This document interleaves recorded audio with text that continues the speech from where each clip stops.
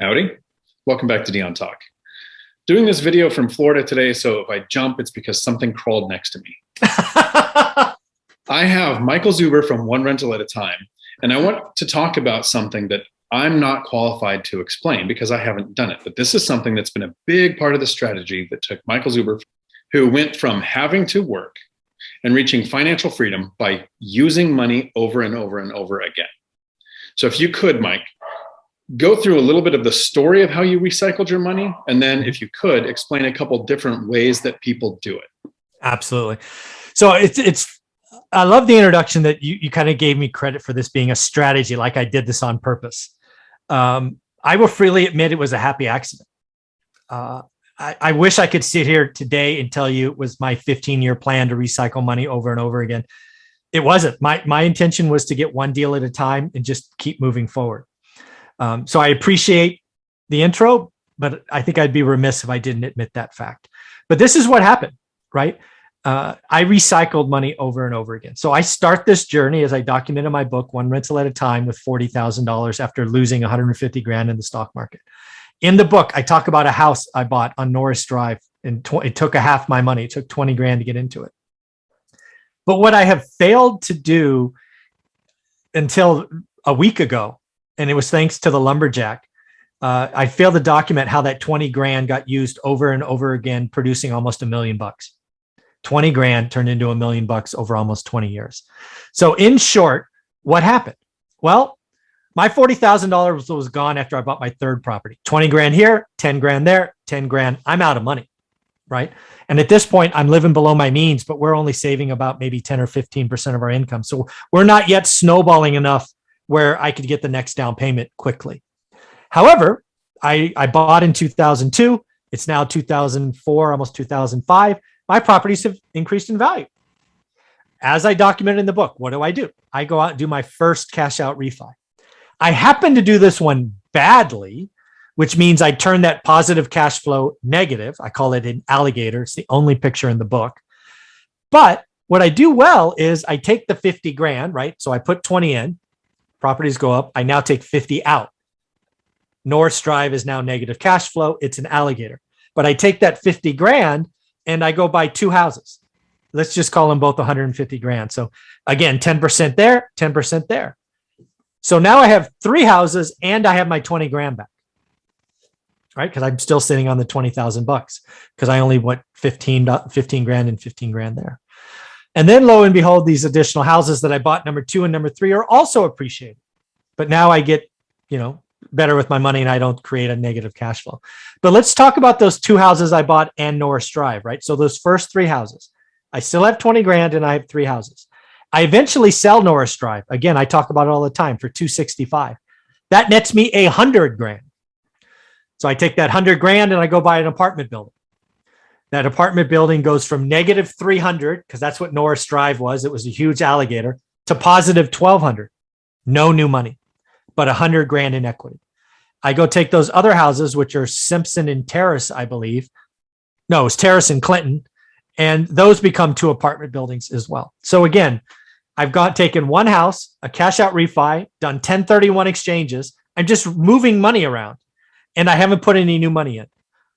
Tie the story out altogether. I have 20 some odd units from that first 20 grand. I have $500,000 in equity and I have over 100 grand in cash, all from that first 20 grand. Now, it took time. It took 15, 16 years. But when you can take a little bit of money that you sacrifice, you put away, and you could have it make babies. Again, that 20 grand is 20 some odd units, $500,000 in equity, and over 100 grand in cash today. That's recycling capital. What's funny is the elements to investing. People are usually willing to invest money because we've explained it before. You're not really spending money. You're taking money from the bank and putting it in an asset. So when you spent that $20,000 to acquire that property, the money was still there. People are willing to put in sweat equity. I've repaired things or spent time working next to a handyman while they repaired things so I could learn how they did it. Not very many people are willing to put in the time element, understanding that it takes time for that to grow. I like it when I get to admit things when I'm wrong. At the beginning of this video, I talked about how I don't recycle capital. While you were talking, it dawned on me that my investing strategy is recycling capital, but without moving it around. Yeah. The goal for financial freedom is to earn what you can, spend less than you make, save and invest the difference. Absolutely. So every time you make an investment that has a cash on cash return, and instead of increasing the way you live, you're letting life creep take over, you take that cash flow to invest for the next property. Correct. That is a form of recycling capital. No question. Not as fast or as effective as properly using a cash out refinance or a HELOC, home equity line of credit. Or but 1031. I do have a short thought process to see if I can walk you through. Okay. You took out money and the property became an alligator. Yes. But you bought 2 other properties with that money that were cash flow. Correct. If you look at them as an amalgamation, all 3 together, did that package cash flow? Yes, slightly.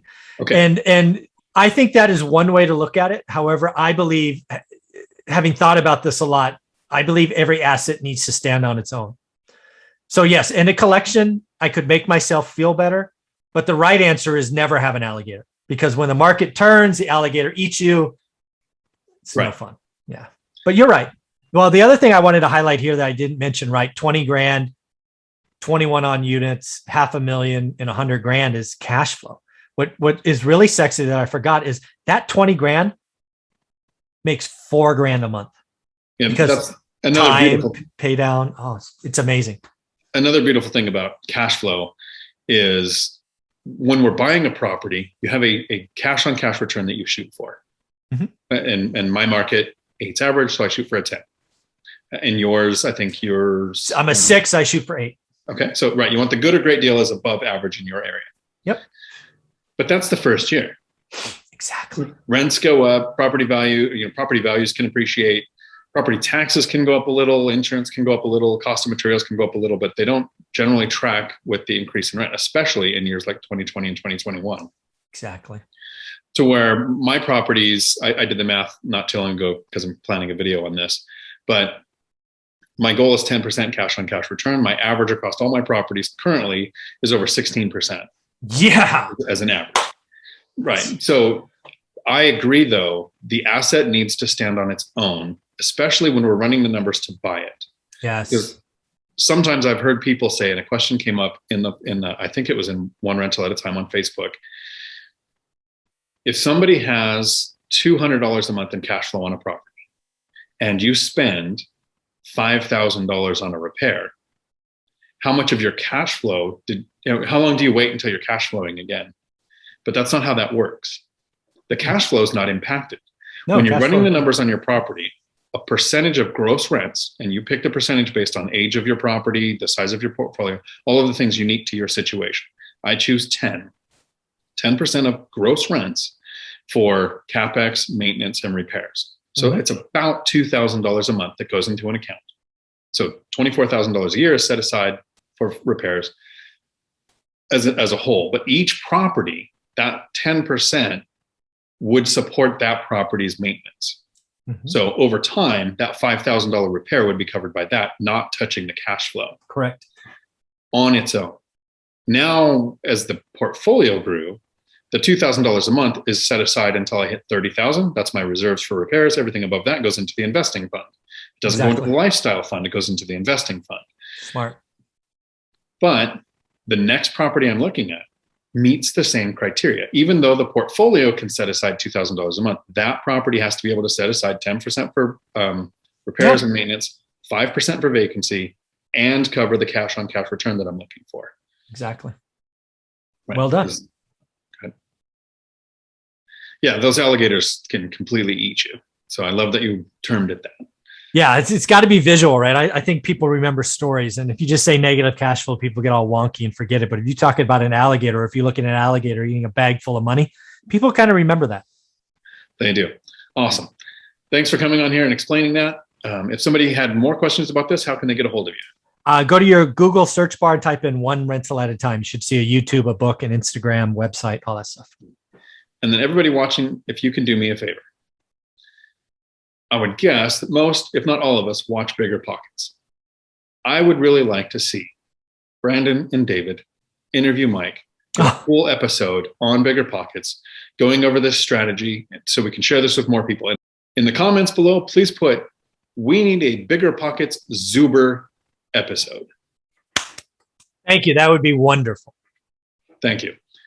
Until my next video, thanks for coming to my Dion Talk. We're sorry, the number you have dialed is not in service at this time.